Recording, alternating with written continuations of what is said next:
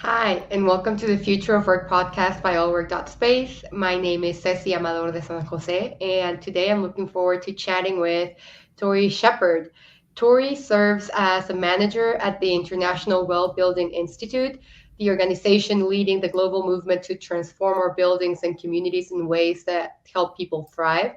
She also leads Well's global sector development for co-working and hospitality. She provides high touch support to meet the needs of these particular spaces, organizations, and their occupants. Tori, welcome. Hi, thank you for having me today. Excited I'm to meet more people that tune into this webcast and share some information about Well. awesome. Yeah, we're really excited to have you. I remember when Well kind of like broke into the co-working industry, and we had the first kind of like co-working operator that was well certified. It was a huge deal. I want to start by asking you if you can walk us a little bit through what the Well Building Institute is. What does a Well standard stand for, and kind of like what does it take to achieve that certification? Yeah, definitely. So, for anyone who is not familiar with IWBI and the Well Building Standard, we've been setting the standard for what health leadership looks like for a bit over a decade now. So, we're at the center of a global demand surge for health solutions that we're seeing today. And we actually just announced that we've tripled the building area applying Well offerings in the past year from 1 billion square feet to more than 3 billion. So that means that Well strategies are now supporting health and well-being of an estimated 13.6 million people in 33,000 plus locations in nearly 100 countries. So really exciting milestone that we've crossed today, meaning that our footprint is just helping that many people. It's pretty fantastic.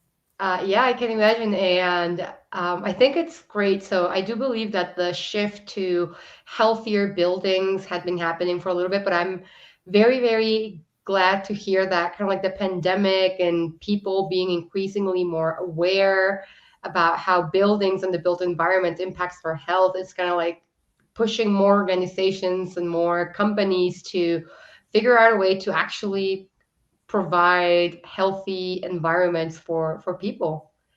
Yeah, definitely. I think And COVID has changed that conversation from a nice to have to definitely a must have. yes, and I think that because people, I mean, government lockdowns and social distancing and all of that, I think it was the perfect timing also for companies or landlords or property developers to undergo all the different, I'm assuming, changes and renovations that must take place in order to get well certified, as no one was actually going into the office, at least not in huge numbers. Yeah, exactly.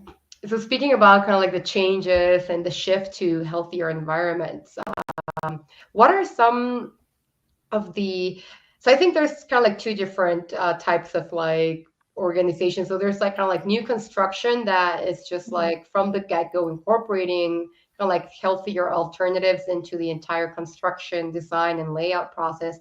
But then what about older buildings? Can you walk us a little bit through the components that make a well environment, and what are some strategies that leaders, real estate developers, landlords, or tenants can take to actually get that certification, whether they're starting from scratch or they're already in a built an older building or space?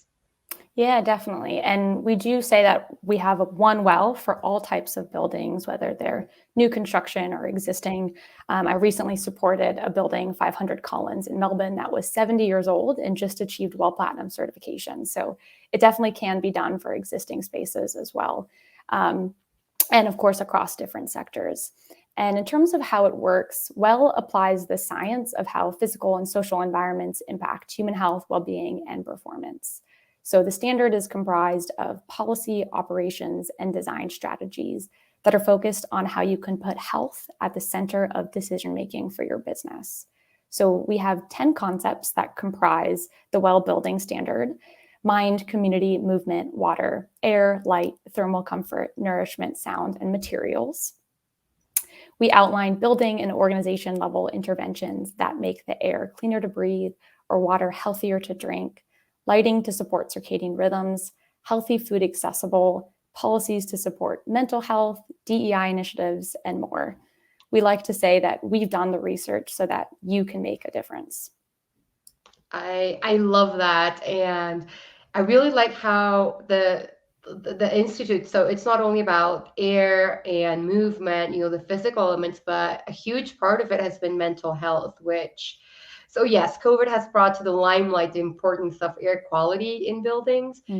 But as more people work from home and they're facing a lot of extra stress just from heavier workload, financial stress, and working with others and at home, not being able to keep those blurred lines, I feel like mental health has become like this huge priority for organizations. So I'd like to talk to you a little bit about the mental health component of well.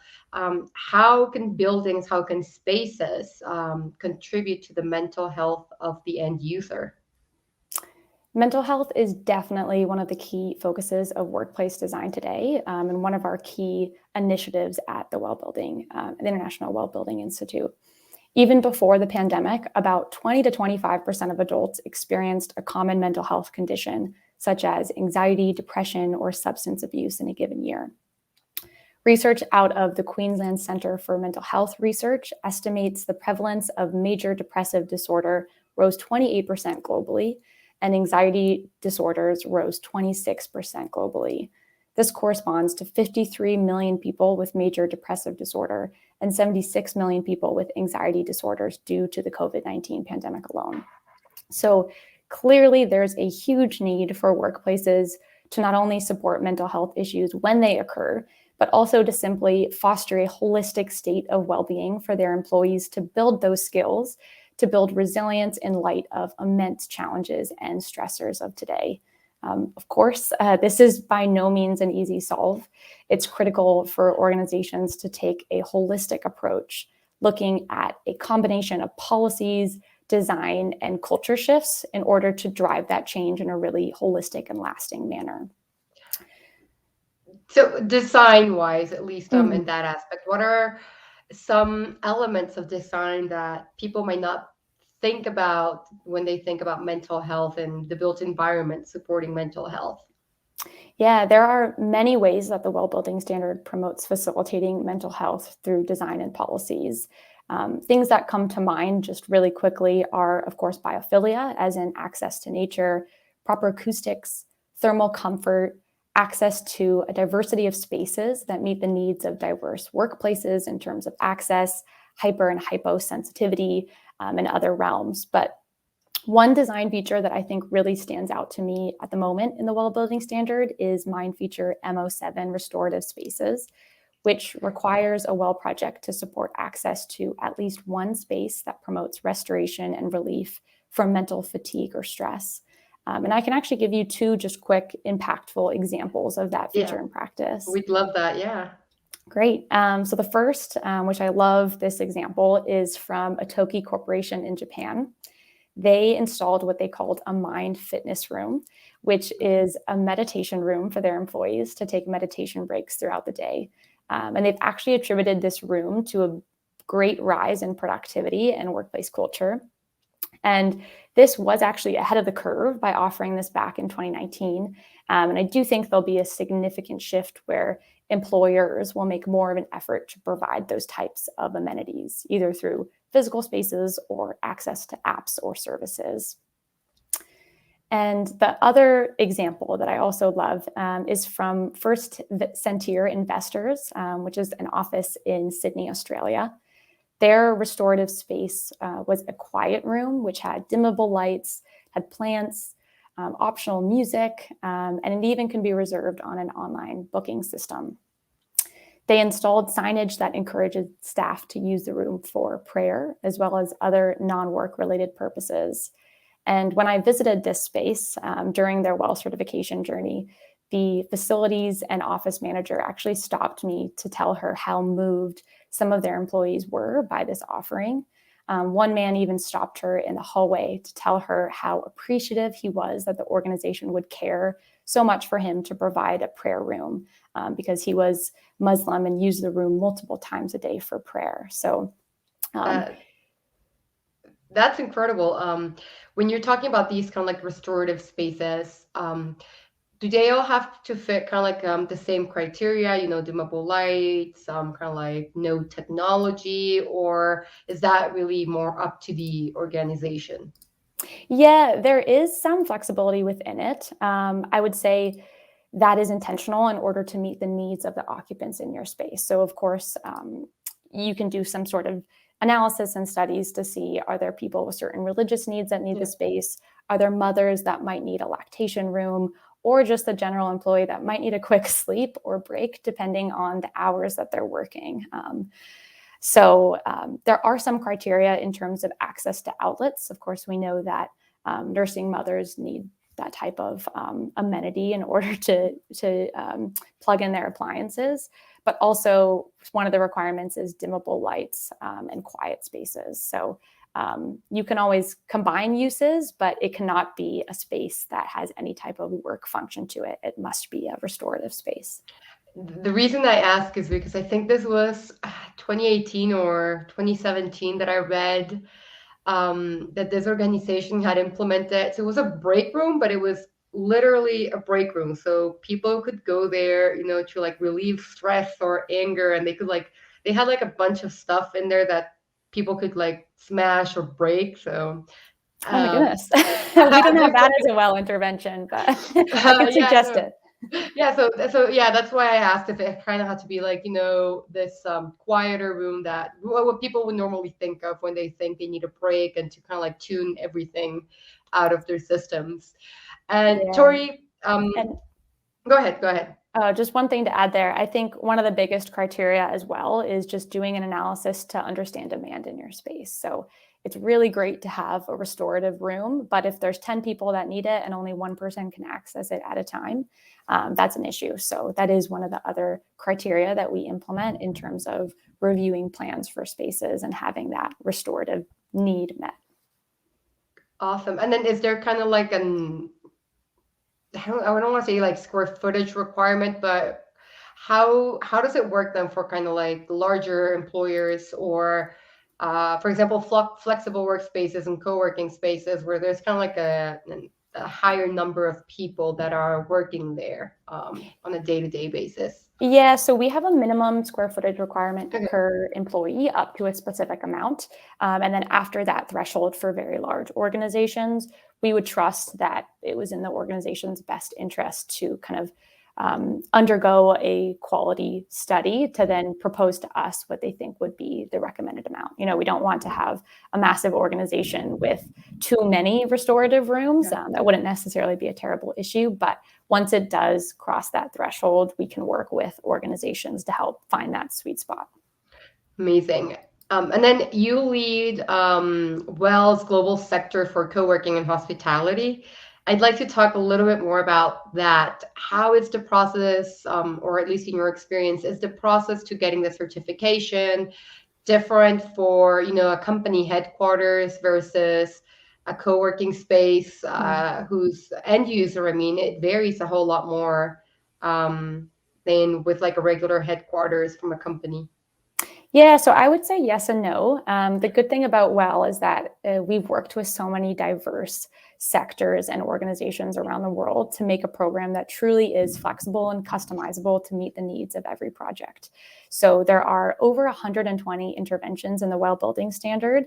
There are some that are mandatory and some that are optional and are associated with points. The more points that you can accrue, of course, you can reach Well Bronze, Silver, Gold, or Platinum is the highest level. But within that, there are different scopes and applicability that you can read directly in the feature language. So if you were a co-working operator and you were a tenant within a commercial building, of course, there are things that might be outside of your scope. One of the common issues with co-working is understanding how much control that co-working operator has over the HVAC system. So we can work with you to say, okay, let's see what's in your remit. What can we control and what can we actually reach out to the landlord to see if there is some kind of wiggle room there to work collectively with the landowner. Of course, if there's, on the other hand, a landowner or building owner that is pursuing WELL certification for the core space, their scope would be different, of course, than a commercial or corporate tenant. So we work with our clients directly, and you can see in the feature language that distinction would be clearly mapped out. And then also you can be connected with our WELL coaching team to say, these are our goals for WELL certification. Can you point us to the features that will actually help us achieve those goals? That's amazing, and I think it's very important for co-working and flexible workspace operators right now to incorporate all of these kind of like healthier elements into their spaces, especially as the return to the office and people in companies saying you can work from home or you can work from the company headquarters or working near home. Co-working operators will need to lure workers back into the office, and not just any office, but that particular co-working location. And they're going to have to compete with traditional headquarters and organizations that have more resources to kind of like personalize maybe some aspects of the workplace. So, in your experience with the whole movement and the shift towards healthier built environments, what are some ways that co-working space operators, some strategies that they can implement to create a people-first workplace location? Yeah, it's a great question. And I think for the today's environment, one of the biggest things is transparency. Both companies and employees directly are looking for what spaces are doing to ensure their safety. So, for instance, if you can provide clear communication to your members or prospective members to say what the air filtration is is in the space, if there's proper ventilation in place, if there's HEPA or MERV filters in place. But also, are other members required to show vaccine status or wear masks? How many people are allowed in the space at one time? People just want access to this information so that they can make the most informed decision. Of course, going a step further would be earning actually a WELL certification that's third-party verified to show that you have actually not only talking the talk, but you're actually walking the walk. In addition to that, of course, I think all of us have experienced the great joys of working from home, but also the challenges. So it wouldn't be lost, I'm sure, on the audience for this podcast to say that people want to go back to some sort of office environment. People want that additional structure to their work days, to be able to have that work-home separation. Also to have access to printers and office supplies, conference rooms.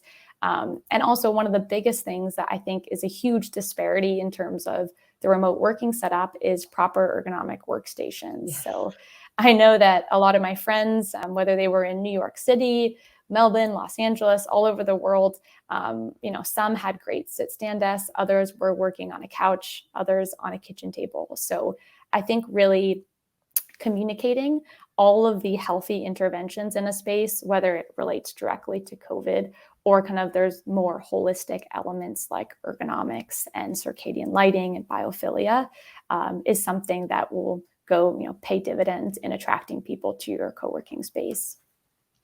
That's great. And what you said about ergonomics, I feel the pain.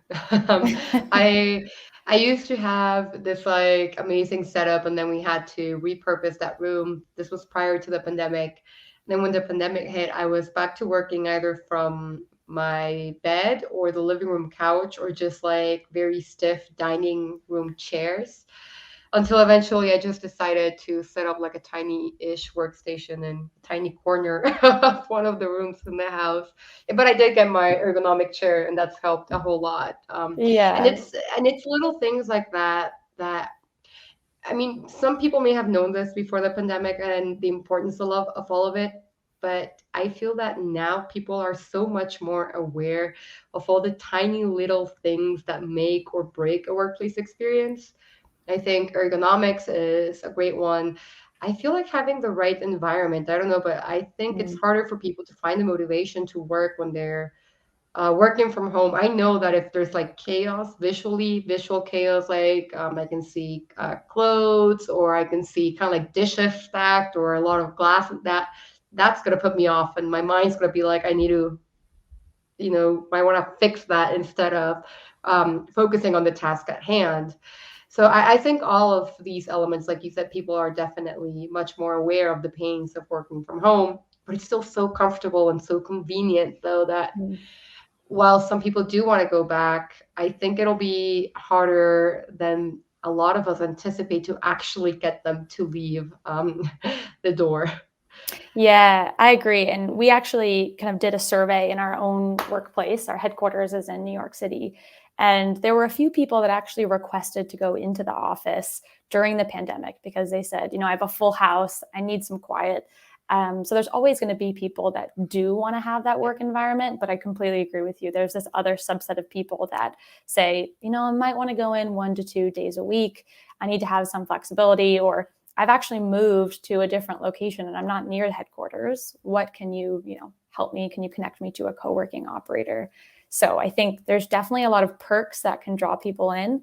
I know myself, even just getting out for a barista made coffee is a treat. I would love to be able to have a co-working location that had a full cafe. So things like that with healthy snacks and healthy amenities, I think will help differentiate one co-working location to another. And you brought us actually into my next question, which is, and you mentioned it. So a lot of people moved, and they're not as close to the company headquarters. And then there's also people that maybe didn't move, but they're not willing Mm. to go through like a 1 hour commute to go back into the office. They may be willing to commute for 15 to 20 minutes, but not beyond that. What are some things that co-working space operators can do to become an attractive and preferred solutions for employers? So what can co-working spaces do when if they want to attract kind of like enterprise clients and have the company sponsor Mm. memberships for their employees? What are some things that companies are looking at? Yeah, it's a great question. And I'm incredibly interested in this kind of new networked office of the headquarters office, which is potentially in a downtown or CBD area, the remote working location from home, and then also this work near home future location, which I know Allwork has published many articles about this topic already, so I won't go into that. But in terms of attracting kind of the employers themselves, we already at the International Well Building Institute, we work with about 100 of the Fortune 500, along with thousands of other organizations. So these companies clearly see the value of well and will be looking for ways to provide well initiatives to remote workers and satellite locations. We know that additionally, organizations are facing more pressure than ever to track and report their environmental, social, and governance performance to attract not only investors, but now comply with growing regulations. Thus, they need to ensure that their corporate real estate portfolio supports their social sustainability goals.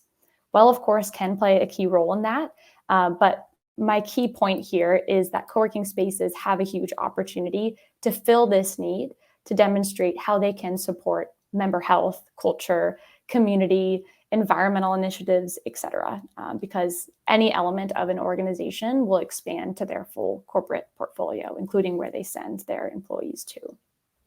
I agree. I think that companies are increasingly waking up to this, to the well-being, to the importance of well-being, not just for people, but for the organization at large. I mean, companies are made after all by people, made up of people, and if they're not doing well, then it's not that likely that the company will do as well as it could be if they had kind of like this like focus of helping people kind of like bring their better selves to work.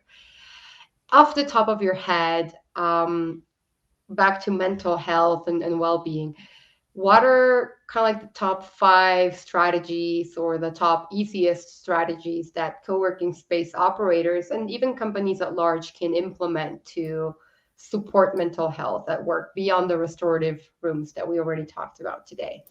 Yeah, I mean, I think one big thing is having some sort of safety plan. I think everyone is pretty anxious about the current situation, and having info or transparency into the types of initiatives that are in place is something that can really have a big impact on mental health.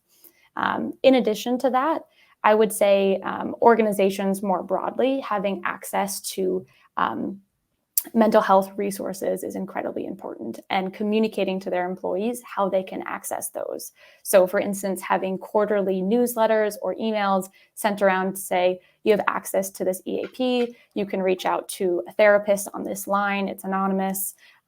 Really encouraging your employees to use those mental health resources to reduce any stigma that could be associated with them. Additionally, I think access to kind of company culture is something that people are really missing.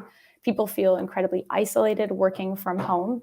I know for me, myself, I was working remotely before COVID even started. So we were looking for a co-working space, me and my colleagues based in Melbourne, for a while, just to have access to networking events, to have potentially a communal yoga class once a week with others at the co-working location, or drinks at 5 on a Friday evening. So access to that kind of community building or water cooler chat is something that a lot of people are missing and looking for.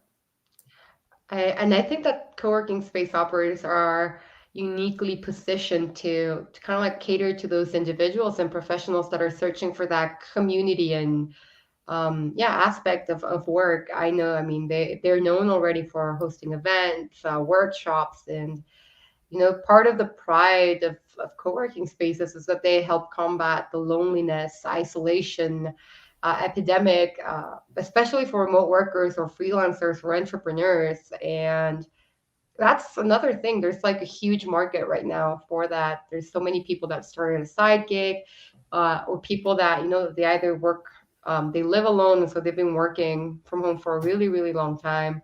I have a friend that recently he said, like, so this conversation we had on Saturday, and he says, I just came to the realization that I haven't interacted with a human being in person since Tuesday. And I'm like, that can't be good for you. Like, at least go to the grocery store, go get a coffee, something, say hi to someone. But that, I feel like when people spend so much time alone, they get used to it on the one side, but it becomes harder for them to then kind of like relate and connect with others. And that's such a key part of being human.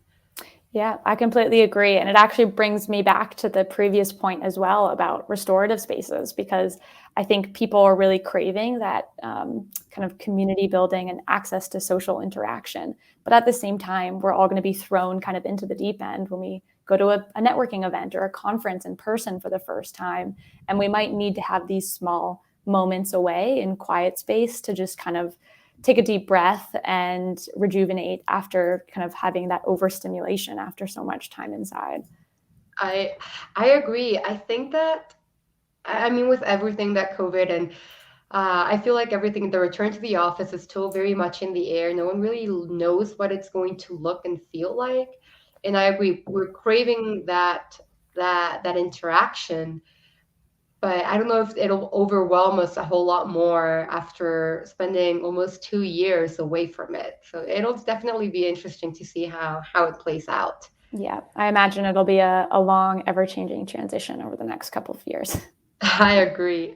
Tori, we're almost running out of time here. Is there anything else you want to add? If people want to learn more about the Well Building Institute, how to get a certification, or even where to start, where can they find more information? Yeah, I would definitely navigate to wellcertified.com. And while you're there, I would highly recommend you toggle over to the resource tab. It's up in the top bar of the screen on the right.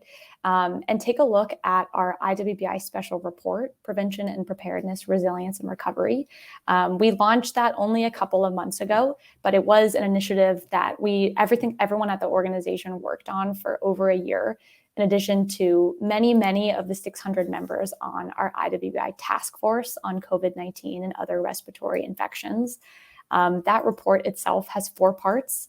It includes a deep dive into the research behind each section, voices from various professionals, perspectives from 12 different sectors, and observations from 6 key regions around the world. So if this conversation was of interest to you, I really encourage you to take a look at that report and hear from experts who are much more informed on some of these other topics than I am. So please do spend some time on that resource.